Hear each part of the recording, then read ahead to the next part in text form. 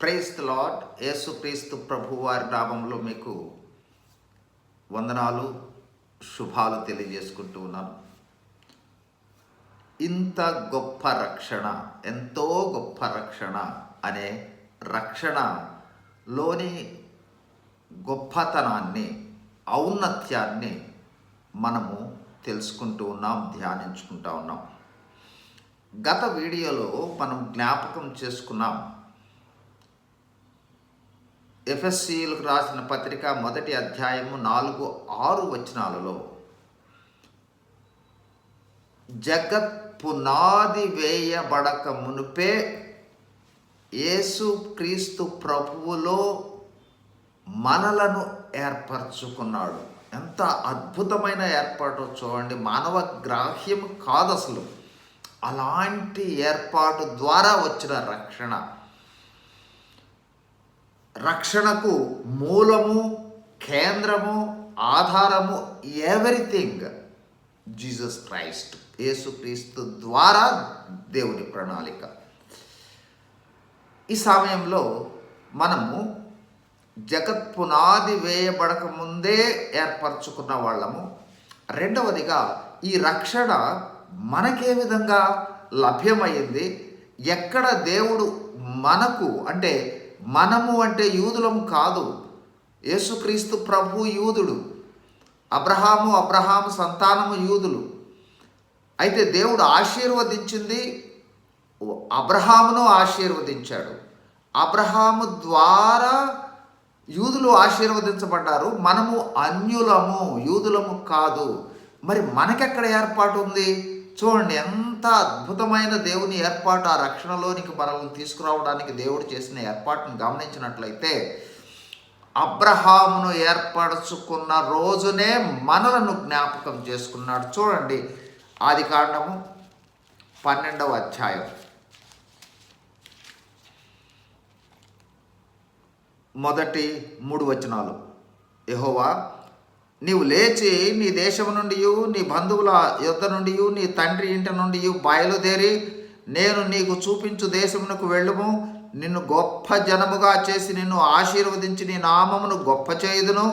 నీవు ఆశీర్వాదముగా ఉందువు.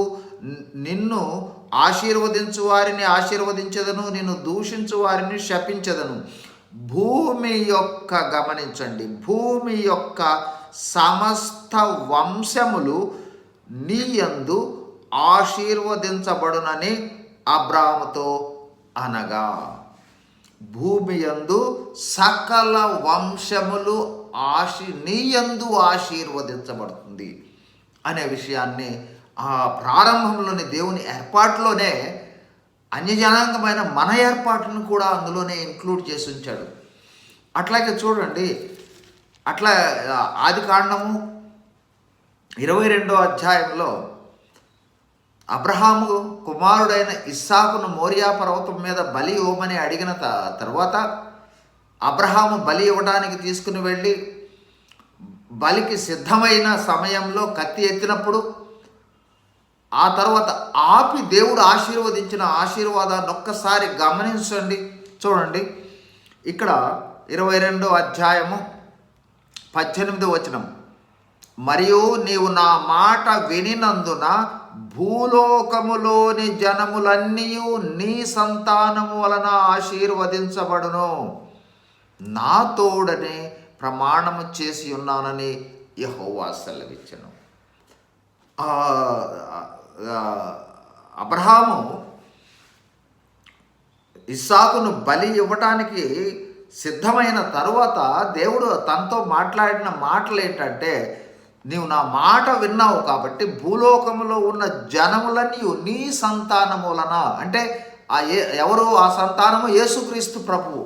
యేసుక్రీస్తు ప్రభువు ద్వారా భూలోకములో ఉన్న జనములన్నీ ఆశీర్వదించబడుతుందని నా తోడని ప్రమాణం చేశాడు. ఎంత అద్భుతమైన అనుభవము, ప్రణాళిక, దేవుని ప్రణాళిక.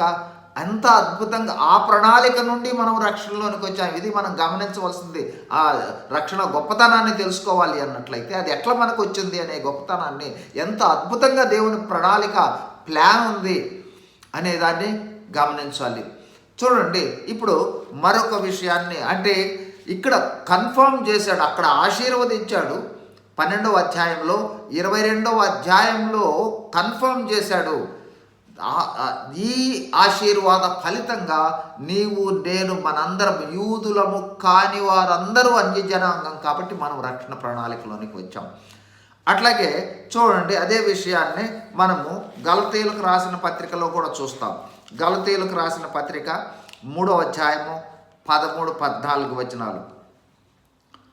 ఆత్మను గూర్చిన వాగ్దానము విశ్వాసము వలన మనకు లభించున్నట్లు అబ్రహాము పొందిన ఆశీర్వచనము క్రీస్తు యేసు ద్వారా అన్యజనులకు కలుగుటకై క్రీస్తు మన కోసము శాపమై మనలను ధర్మశాస్త్రం యొక్క శాపం నుండి విమోచించను. చూడండి ఎంత అద్భుతమైన ప్రణాళిక చూడండి.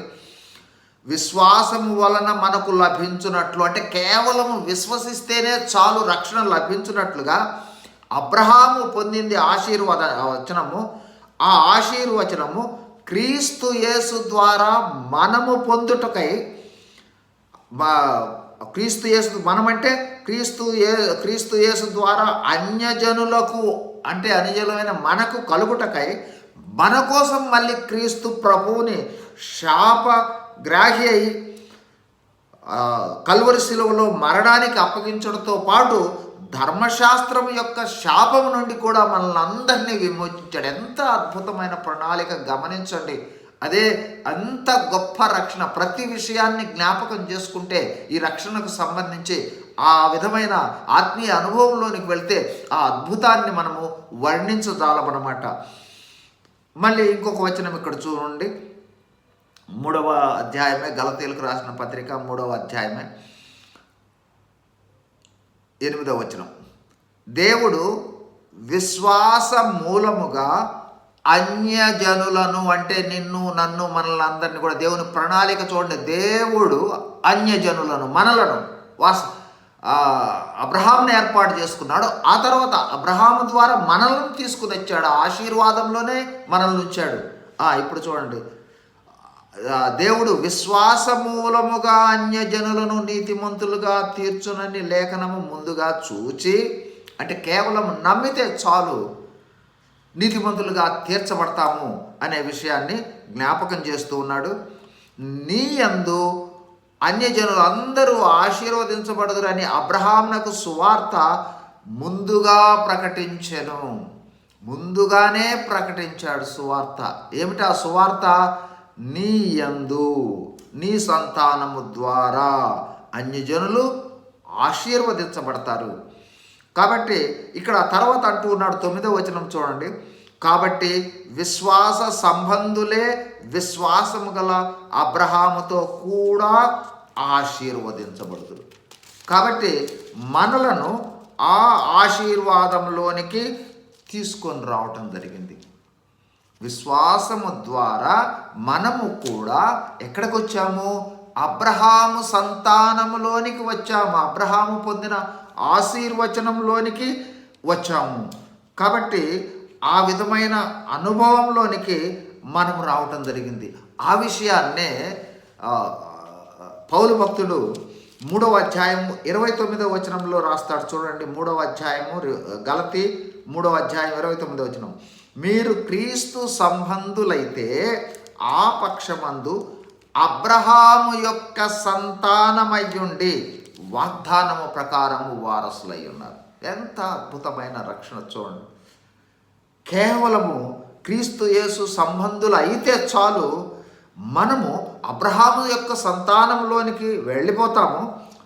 అంతేకాదు అబ్రహాము పొందిన వాగ్దానాలకు మనము కూడా వారసులు అవుతాము. అంత అద్భుతమైన రక్షణ ప్రణాళిక దేవుడు మనకు దయచేయటం జరిగింది.